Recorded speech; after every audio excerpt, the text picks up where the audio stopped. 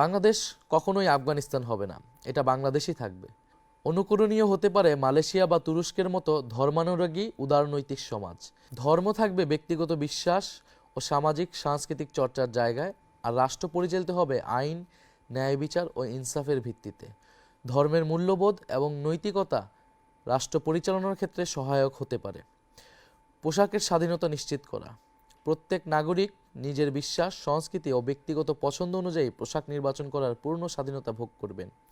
একজন ধর্মবিশ্বাসী নারী যেমন হিজাব বা বোরকা পরতে পারবেন, তেমনি অন্য সকলে যেভাবে আধুনিক পোশাক পরেন তা পরিধানের পূর্ণ স্বাধীনতা থাকবে। নাগরিকের ব্যক্তিগত পছন্দই অগ্রগণ্য হবে। রাষ্ট্র কোনো বিশেষ জীবনধারা আরোপ করবে না, ব্যক্তি স্বাধীনতার সুরক্ষা নিশ্চিত করবে। ভয় ছড়ানোর অপরাজনীতি মোকাবেলা। দেশটা চরমপন্থায় চলে যাচ্ছে বলে একটি মহল আজ আবার নতুন করে আতঙ্ক ছড়াচ্ছে। রাষ্ট্রীয় ক্ষমতার বাইরে ছিটকে পড়া কায়েমি স্বার্থবাদী মহল অচল হয়ে যাওয়া সেই সকল কথা নতুন মোড়কে উপস্থাপন করছে। আমরা বিশ্বাস করি বাংলাদেশের সমাজ সহনশীল এবং বহুত্ববাদী। ঘৃণাবিরোধী নীতি ও সামাজিক সম্প্রীতি, ধর্মীয় বিদ্বেষ, জাতিগত ঘৃণা বা উস্কানিমূলক প্রচারণার বিরুদ্ধে কার্যকর আইনি ও সামাজিক উদ্যোগ নেওয়া হবে। শিক্ষা, সাংস্কৃতিক কর্মকাণ্ড, গণমাধ্যমে পারস্পরিক শ্রদ্ধা, সম্মান ও সহনশীলতার মূল্যবোধ প্রচার করা হবে। নারীর অধিকার শতভাগ নিশ্চিত করাই হবে অন্যতম প্রধান অঙ্গীকার।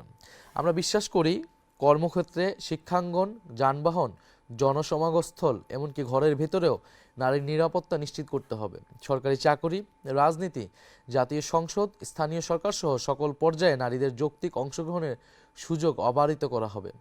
গৃহস্থলে সহিংসতা, যৌন হয়রানি সহ সকল ধরনের নারী নির্যাতনের ক্ষেত্রে জিরো টলারেন্স নীতি গ্রহণ করা হবে। অতীতের অনুসরণযোগ্য দৃষ্টান্ত রয়েছে। সরকারের অ্যাসিড নিক্ষেপের মতো ভয়ঙ্কর ঘটনা কঠোর আইনের মাধ্যমে নিয়ন্ত্রণ আনতে সক্ষম হয়েছে। অতীতের অনুসরণযোগ্য দৃষ্টান্ত রয়েছে। সরকার অ্যাসিড নিক্ষেপের মতো ভয়ঙ্কর ঘটনা কঠোর আইনের মাধ্যমে নিয়ন্ত্রণে আনতে সক্ষম হয়েছে। তেমনি নারী সুরক্ষার ক্ষেত্রেও প্রান্ত থেকে কেন্দ্র পর্যন্ত প্রচলিত আইনগুলোর কঠোর প্রয়োগ করা গেলে এমন অপরাধ কমে যাবে। নারী নির্যাতনের বিরুদ্ধে জনপ্রতিরোধের সংস্কৃতি গড়ে তোলা প্রয়োজন। নারীদের প্রতি হওয়া সাইবার বুলিংয়ের বিরুদ্ধে আমরা কঠোর পদক্ষেপ গ্রহণ করব।